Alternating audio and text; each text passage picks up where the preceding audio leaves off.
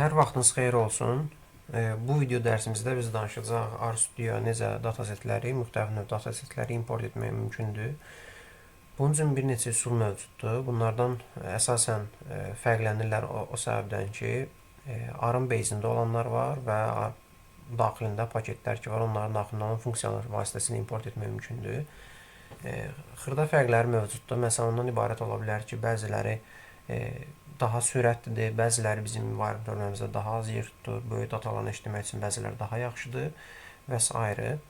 Biz bu dərsimizdə ən geniş istifadə olunan üsullar hansılarsa onlara toxunacağıq. İlk üsul ondan ibarət ola bilər ki, və daha rahat üsul. Buradan fayl bölməsini seçim edirik. Import dataset hissəsində yükləmə qaydaları var. Məsələn, ARM base-ini yükləmək mümkündür, özündə olan hər hansısa bir paket çağırmırıq. Daha sonra readr paketi var, ondan istifadə edə bilərik. Excel import eləmək üçün və də digər faylları import eləmək üçün üsullar mövcuddur. Birinci base-nə baxaq. Base o qədər də əlverişli olmaya bilər. Bunun üzərinə tıklayanda bizim üçün ekranda qovluq açır ki, hansı faylı götürmək istəyirsən. Məsələn, deyək ki, bu faylı götürmək istəyirik. Ona görə əlverişli olmaya bilər ki, Azərbaycan dilində olan bəzi hərflər, ə, ğ, ü və s. kimi onlar UTF-8 kodu ilə oxuna bilir. O da by defaultunda UTF-8-i açmır. UTF-8-i gərək biz manual olaraq seçək. Əgər belə hərflər olarsa, bizim üçün bu əlavə iş yaradır. Buradan digər default məlumatlar da var, onları da dəyişmək mümkündür. Import edərək həmin datanı import etməyimiz mümkün ola bilər. Digər daha yaxşı üsulsa readr paketidir. Readr paketini istifadə etmək üçün o paketin install eləməliyik. Əvvəlki dəstədə hansı qayda yükləmək lazımdır, ona toxunmuşduq biz. Import eləmək istəyəcəyimiz faylı məsələn götürək. Burada bir instance fayl var qovluqda. Bu məsələn comma separated values-dur, CSV fayldır.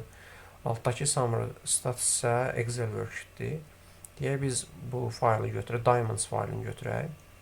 Göstərir ki, hansı qovluqdadır və format nədir, CSV formatdadır. Görürük ki, səliqəli şəkildə datanı retrieve edə bildik. Burada da biz defaultlarla dəyişikliklər, tənzimləmələr eləyə bilərik. Bizim üçün hazır skript yazır. Bu skriptdə library readr paketini aktivləşdirir bu funksiya, library funksiyası. Sonra datamızı necə mənimsətmək istəyir? Read altdan xətt CSV funksiyası ilə mənimsədilir. Həmin data diamonds adında datasetə belə deyək. Amma onun adını biz buradan dəyişə bilərik. Name hissəsinə əgər mən buna ABC desəm və kənara tıklasam, burada da adı skriptdə də dəyişəcək. Və sonunda mən bunu import eləsəm, bu view funksiyası təzə pəncərədə həmin dataseti bizim üçün açacaq. Mən amma bu dəfə üçün həmin qaydada eləmirəm. Onu götürdüm, cancel vurdum və kopyalamışdım. Library readr etdim. Aktivləşdiririm library-ni. Library-ni aktivləşdirməyin digər üsulu buradan idi. Məsələn, burada readr yazanda həmin paket çıxacaq. Əgər qalaçka varsa, artıq deməli aktivləşib. Sonra mənimsətmək üçün ikinci skripti run edirəm. Göstərir ki, artıq oxundu. 53 mindən çox sətir, 10 dənə sütun mövcuddur. UABC isə yeni pəncərədə mənim üçün datanı belə formada nümayiş elətdirir. Digər bir üsul ola bilər ki, import datasetə gəlirik. Yenidən Excel faylı necə oxuda bilərik? Bunun üçün yenidən həmin pəncərə açılır. Buradan bayaqki Excel worksheetimiz var. Summary stats, onu götürürük. Burada isə sonunda göstərir ki, bu Excel formatıdır. Import eləməkdə də yenidən eyni qayda ilə nümayiş elətdirir bizə. Library-nin adı read Excel-dir. Onu run eləyəcək. Nəyə oxudacaq? Mənimsə də summary statsa, bunun da adını biz dəyişə bilərik. Məsələn, böyük hərflərlə ABC adını verək. Və də sonda bayaqki qaydada view funksiyası ilə yeni pəncərədə biz açacaq. Əgər qeyd edeyim ki, Excel-də bir neçə sheet varsa və siz hər hansısa bir sheetdə müəyyən sheetdən də artıq məlumatlar gətirmək istəsə, burada sheet bölməsində göstərir. Əgər bizim sheet seçimimiz çox olarsa, onların da burada drop-downda açılacaq sizin üçün, onlardan seçə bilərsiniz. Burada isə mən birbaşa olaraq bayaq kimi yox, import edəcəm.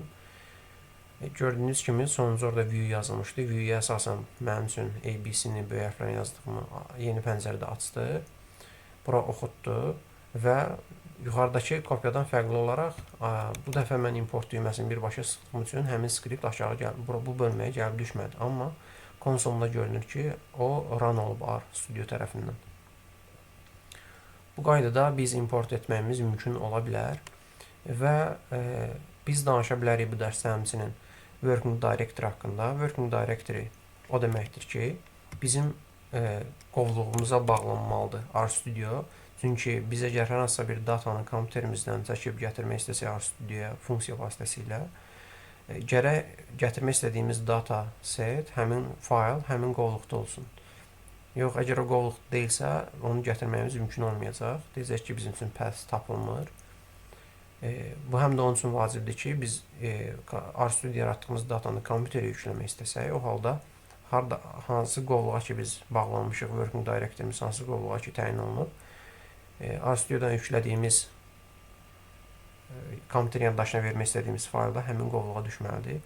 Biz indi hansı qovluğa bağlanmışıq, bunu baxmaq üçün Get Working Directory funksiyasını istifadə edirik. Göstərir ki, mən bu qovluğa bağlanmışam hal-hazırda. Bunu dəyişməyin üsulu var. Üsullardan biri manualdır. Hər ikisi əslində manual ola bilər, sayıla bilər. Sadəcə birində biz belə deyək, skript yazırıq. Set Working Directory eləyirik bu dəfə və içini doldururuq. Digəri isə Files bölməsindən, buradan bəlkə daha yadda qalan üsul ola bilər. Files seçirik, buradan 3 nöqtə var. Go to Directory. Onu sıxandan sonra öz directory'mizi müəyyənləşdirməyimiz mümkündür. Məsələn, deyək ki, təkrar həmin qovluğa bağlanmaq istəsəm, R tutorial'a gəldim. Mənim üçün həmin qovluğun içində olan pəncərəni açır, faylları göstərir burada. Sonra burada Settings ikonundan Set as Working Directory edirəm. Və avtomatik olaraq mən bu qovluğa bağlanmış oluram. Və konsolda da həmin bu etdiyim əməliyyatın skripti əks olunur. Bu skripti bayaq söylədiyim kimi manual olaraq da biz burada qeyd eləyə bilirik. Əgər başqa növ üsulla biz datanı oxutmaq istəsək, məsələn read yazsaq, bir neçə növ var. Gördüyünüz kimi fərqli üsullar mövcuddur. Fərqli dataset növləri üçün. Read.csv funksiyası da var read altdan xətt csv, read.csv istifadə eləsəm və datanı oradan gətirmək istəsəm, bu hissəni bu formada kopyalaya bilərəm.